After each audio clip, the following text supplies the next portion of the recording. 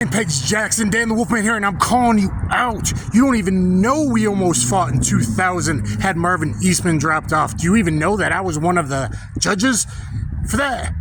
And the way I called you out before we met in 2002, Tito Ortiz Invitational, I called you up, met you outside. You knew who I was. You knew I was calling you out then. Why? For stealing my howl. I've been Dan the Wolfman a long time. Not only did you steal my howl, but years later, you friggin' used the name The Wolfman in the movie The Vigilante Diaries. Come on, bro. Not only that, let me call you out for a bunch of other stuff too. Okay, let me call you out for, I don't know, slapping me in front of my girl in Vegas. Remember, I said, let's step outside, even though I was like all of 205 or 208. Huh? The first time we sparred, I was 205 pounds. Why don't you tell everybody how sparring me when I was only 205 pounds was? The very first time I rolled with Tito, made it down to Huntington Beach. He would grapple me, and you were willing to spar me. How do I do the first time against everybody? I also perform really good first time I spar any of these top guys, and then I back it off, and I'm a good training partner to everyone for over 20 years. I sparred everyone, and I'm calling you out to have me on the Jaxxon podcast because, we're all a bunch of old asses now, and I'm here working an armed security detail in beautiful Tennessee. Remember Tennessee? Rampage, do you remember Tennessee? Okay, so here I am calling you out to have me on the podcast because I'm listening to Tank Abbott on there, who I was a sparring partner to after I was a sparring partner to you and Tito and Mayhem and training with Iha, and then Tito breaks off the team. I left university.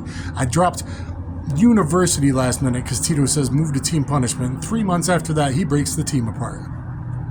So I start being Tank Abbott's sparring and grappling partner. Still stopping by to roll with Iha, who I don't think charged me to train with him. He's just one of the names that I didn't even list on my website. If you go to my website, DanTheWolfman.com, you will see a picture of me, little old 205-pound me, sparring Rampage up in Big Bear, and he's about to let go a big punch. Take a look at it's the first picture on my website. So, Paige, I think you owe it to me, Quentin, to have me on the podcast because I've lived a crazy life. I'm an OG MMA. I took all the head trauma being everyone's sparring partner for 20 years, and I never got paid. I never got the money, right? So I'm working 12-hour shifts in case someone shows up going bap to make sure I protect people because I don't have the money that all you guys do. Yet I took all the sparring damage. You know, I've sparred, trained with all these guys. Let's see, what else? Quentin?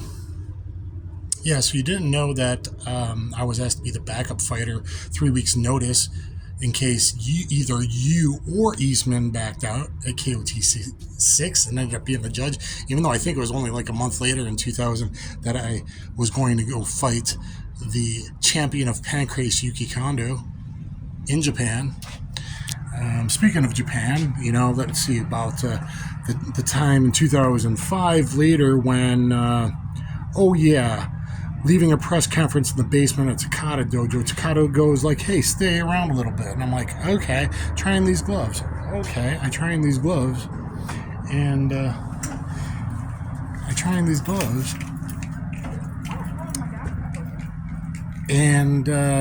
he's like, I'll do some light sparring. I'm like, I don't even have my cup on. Let me make a cup and shin guards. I was like, no, just light. And he has me square off with this young Japanese kid who left high kicks me full blast. And they're like, oh, you okay, Wolfman? I'm already going with punches because I was used to being at Militich's camp. Oh, yeah, that was Sakuraba's protege, Sato, who they had me fight without telling me. I fought the kid for 1 friggin' hour straight like an Iron Man pro wrestling match. All very true. Just many of the crazy things in my life. Besides the MMA guys, I sparred everyone for over 20 years. I have 4 black belts.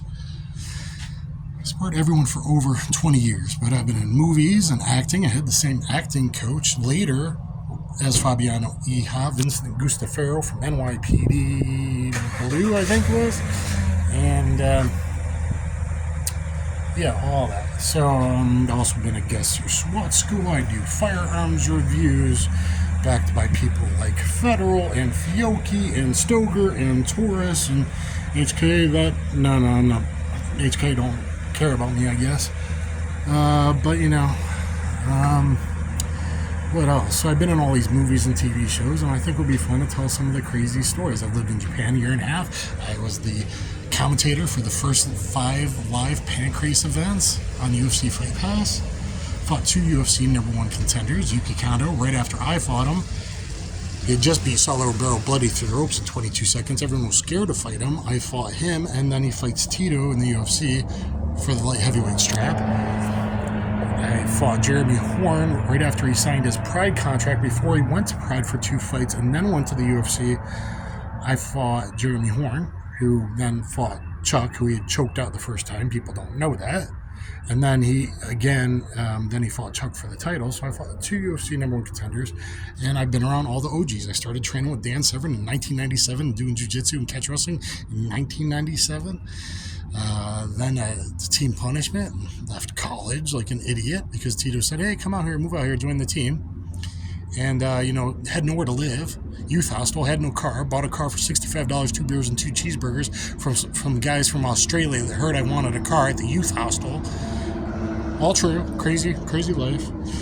And then I drove down to Huntington, and that's when, I met you earlier in the summer at the Tito Ortiz Invitational when I armbarred 310-pound Scary Jerry. And then I sparred you when I was only 205 pounds. Well, I'm 250 pounds now. So I'm calling you out, Jaxxon podcast, because, well, I've got the brain damage and none of the money. But now I'm listening to the podcast. And, when I listen to Tank and Iha talk and stuff and bringing back memories of Mayhem Miller and all these dudes. So after I fought Sakuraba's guy for an hour, then he's like, no, you don't go to businessman class. You train with us. So I trained with Sakuraba, Sato, Wataru, and me. That was it. Us training for 2 weeks with Sakuraba and at TK's gym. And I've just trained with everybody, and I think it would be interesting. Ended up after that, let's see, I was supposed to fight Chael Sonnen, tore a muscle in my back, was going to join Team Punishment after fighting Chael in his event that he can't own for, felonious reasons. Ooh, Chael P. And then, so I did have to cancel way in advance. It wasn't announced, but way in advance. And then I tore my pec when I went down to Militich's camp instead, and I was at Militich's camp for 14 months, training with Tim Sylvia and Matt Hughes and Ben Rothwell, sparring huge guys. Tim Sylvia, when he was heavyweight champ, 300 pounds, 6'8", cutting at 265. Ben Rothwell, he spent his first week at MFS in my apartment to try it out. Sparring Ben Rothwell and Sam Hoger, who was 265. Filmed his video for Tough 3. I was a backup fighter for Tough 3. Nobody knows that. By the time that happened, after I filmed Sam's audition, I was coaching in Canada, and UFC tracked me down and said, we want you to be the backup fighter, be ready to go next Friday. We would strongly want you at 185 instead of 205, so get in the sauna and start losing weight. True story. Nobody knows that. Nobody knows that I made up the weight classes, that the entire sport, someone put that in the books. I made up the entire weight classes that the entire sport uses, other than, I think it was UFC 32 I was supposed to go to, and the guy renting the car backed out. I wasn't old enough. I had a meeting set with Dana for, I think it was the New Jersey show. I might be wrong. And then, so I made a big thread on the Underground, which is how Rampage knew me, and that I was calling him out for stealing my howl before we met. And then, let's see, what else? What other crazy things happened? Well, I was, I didn't make it then, but I had made this huge thread that got, like 70,000 views, or 100,000 views when that was a big deal on the Underground forum. The UG, back when it was like a little cool before everyone sold out and did stupid stuff.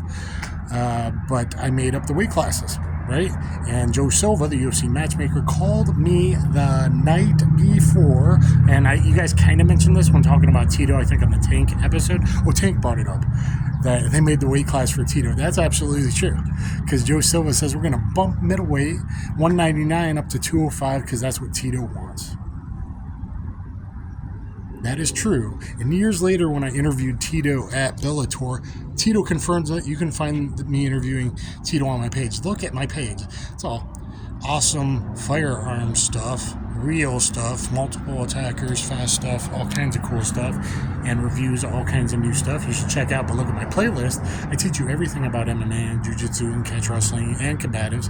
I have the highest rated combatives and street jiu-jitsu and instructional on BJJ Fanatics. It's the highest rated all the self-defense stuff on either BJJ Fanatics or EffectiveSelfDefense.com. 4.5 hours long, highest rated.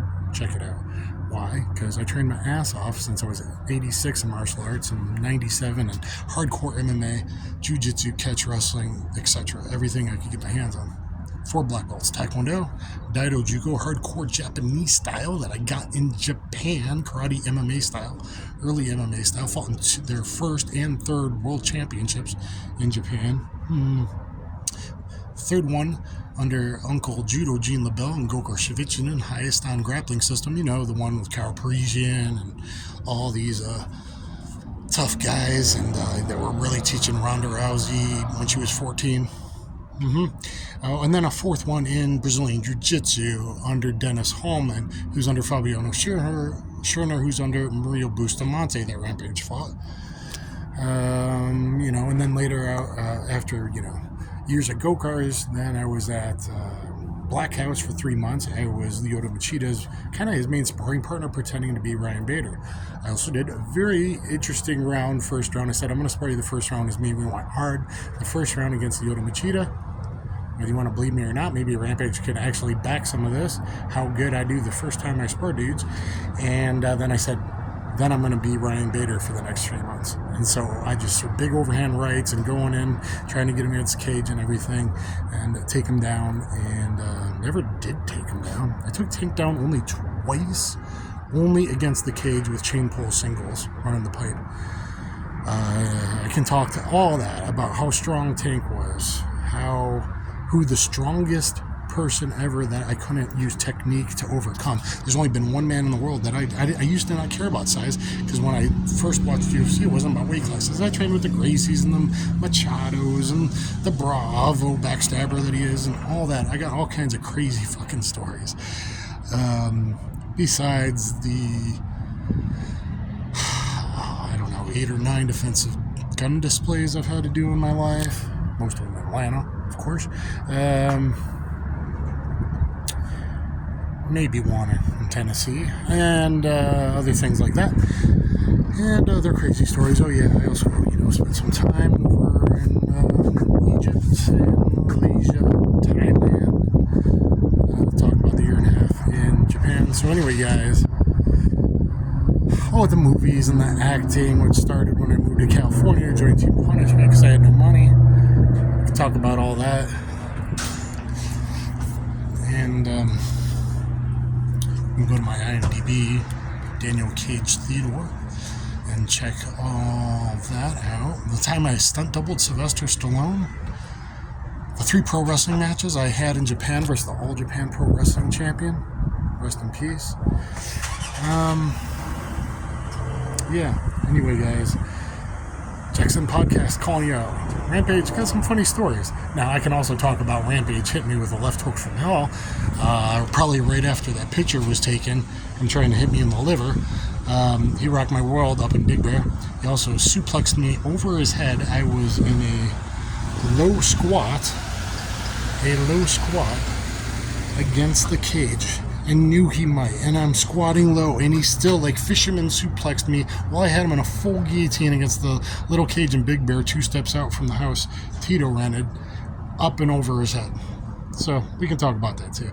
And of course, there's the video of Rampage slapping me real hard at the end of the interview. You guys might want to go check out. But I think I deserve some balls for calling little 205 me calling out Rampage when he was one of the best in the world outside for slapping me in front of my girl at a club in Vegas. I made him step outside. And we talked. I'm like, man, you can't do that. Every other time it's cool, but you can't do that in front of my girl. Oh, I sit next to Rampage's one of his wives, a Japanese wife, at Pride 27, I think it was. Anyway, come on, Jaxxon Podcast. Show me some love. I'm OG, and I train with all the OGs. Look at my website.